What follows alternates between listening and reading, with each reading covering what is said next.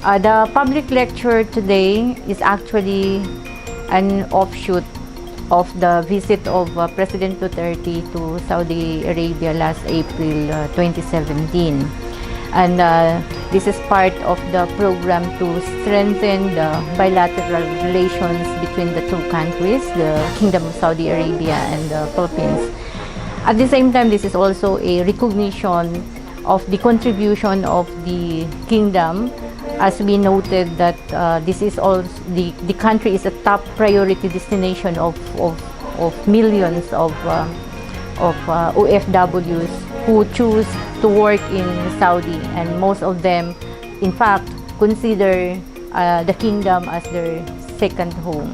The bilateral relationship between the Kingdom of Saudi Arabia and the Republic of the Philippines, from the point of view of the kingdom, is hinged on two interests, vital interests: the promotion of Islam in the country, and at the same time, the promotion and achievement of scientific, technical, and administrative aspect of relationship in the country, including education, exchange, professors, people-to-people exchanges, trade, investment, and economy. In the discourse of bilateral relations, we all know that as early as 13th century, we already had connections to the Arab world through the Arab traders and missionaries who brought Islam to this country almost 2 centuries earlier than the coming of the Spaniards who brought Christianity to the Philippines. Islam is a religion of peace, and this was largely manifested by the early spread of the religion, which gained strong foothold in the southern part of the country. Evidently, the Filipino identity is best understood with evident influence of Islamic culture, which is lived and cherished by millions of Muslim Filipinos in the country. In fact, our legendary greetings of Mabuhay comes from the Arabic word Hay, or life, added with the prefix Ma in the Filipino language. Thus, we say Mabuhay, a vibrant greetings of celebrating life. And there are many more Filipino languages whose root word largely influenced by the Arabic language. And I think this is an interesting course for our students and in the university. When we look at the relationship with Saudi Arabia, while it just started quite recently in the 60s, but as we said, the relationship of the Muslims in the South with the Arab world had been going on for decades and centuries. So by knowing that part, we are able to enrich our bilateral relation. And that also means we have to also look at the relationship amongst people, meaning the OFW in Saudi Arabia, how are they treated, and so on and so forth, what are their problems, and so on. So, in other words, bilateral relation embraces both the formal and the informal ties between Saudi Arabia and the Philippines. And it was a very successful event where we had the privilege to listen to two distinguished speakers from King Saud University. They discussed the topics on Philippine bilateral relations between KSA and the Philippines, and another interesting topic is about the OFWs. Issues and concerns were discussed. And I think this lecture is not a first engagement of the UP with the embassy, because in 1999, no less than governor, he was still governor at the time, now King Salman Abdulaziz bin Saud, who is now the king of the kingdom, came to the institute, came to UP, and the Institute of Islamic Studies has been a recipient of the generosity of the king by providing us facilities to the institute.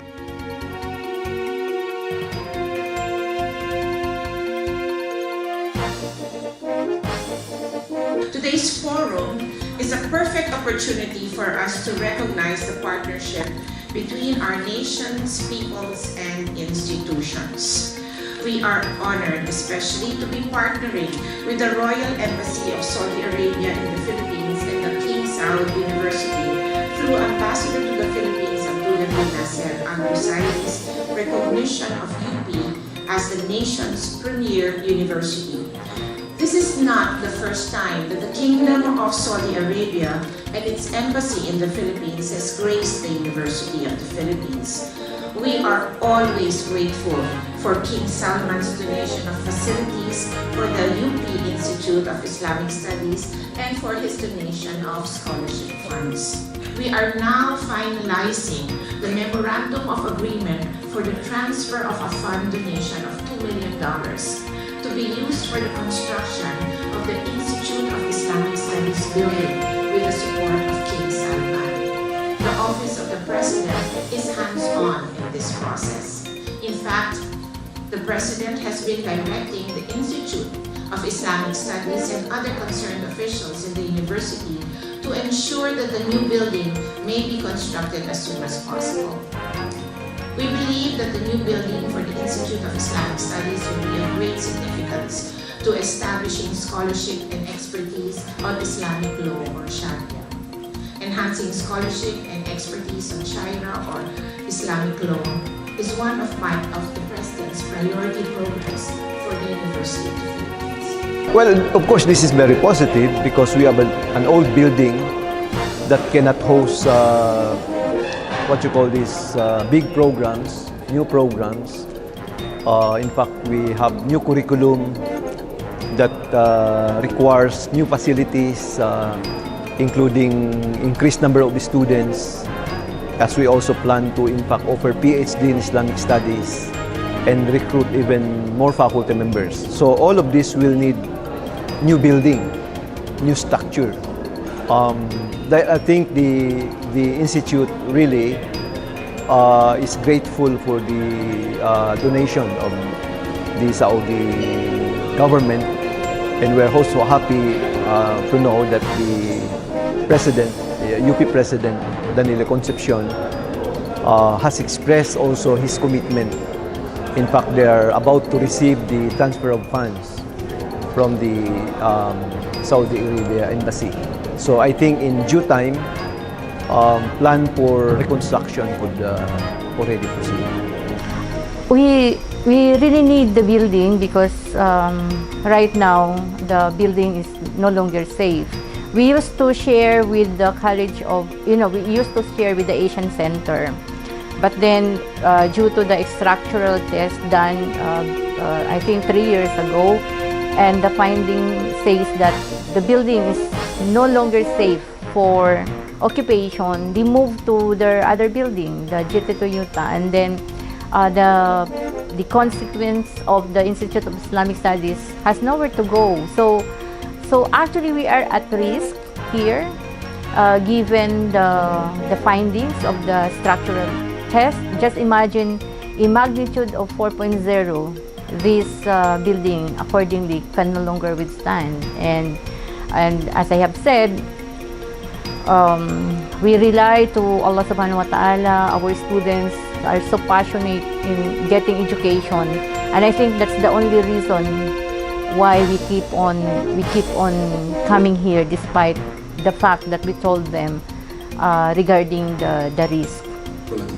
We are not making propaganda. We are not telling that to please you, because you are, with your mind, you can't tell the wrong with the right. We are telling you what we feel about these things. Any single incident happens to any Filipino in Saudi Arabia and any Filipino house is not pleasing at all to us, not only Saudi. But let me give you back to methodology. If you have 1 million plus and you have only 10 cases, what's the ratio to make a picture of wrongdoings? In the meantime, we are not condoning these single cases at all. But we are telling you, don't be, because of certain things presented, don't be enemy of yourself to withdraw or to take a wrong impression, then you lose ground in the economy of Saudi Arabia, which is open. And any country will allow all nationalities that can help in the house, in the factory, in the agencies, and everywhere in the field. This is an open country, more than some democratic countries are not going to mention. They are banning people to be in certain things. Really. So it is a picture that we have to help each other, Saudis and Filipinos, to make it brighter, better, and stronger. Because finally we are benefiting and you are benefiting. So we are together making the benefit our objective, but with the tenets of sincerity, quality, and also being more protective to give to the other side. This forum is very, very important because, as you know, in our country, especially from the media side, the Kingdom of Saudi Arabia is always misreported. So, ang daming biases. So, kanina nakikita mo, we have cleared so many areas of bias. And if we go on doing this every now and then, especially in good universities like UP, and then you go to Ateneo, La Salle, and all other great universities in Metro Manila area, mapipenetrate natin yung mga kabataan, and these are the people who can change attitudes and at the same time mindsets in the future that will be good for Saudi Arabia. And if it is good for Saudi Arabia's image in the country, it will be good for the Philippine-Saudi Arabian relationship.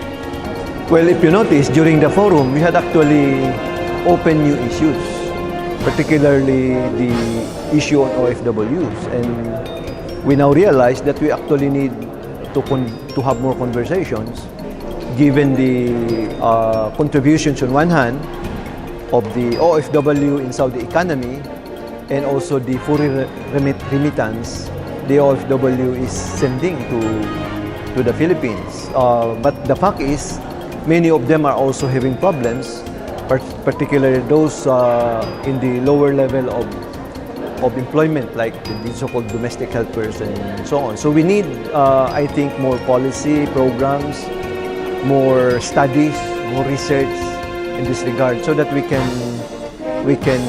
can have proper ways in addressing their plight. This is an opportunity for the UP academic community to hear first-hand information from our speakers who came all the way from King Saud University. And another, I think, importance is it would set an opportunity for us to establish linkages with other prestigious Islamic universities in the Kingdom of Saudi Arabia.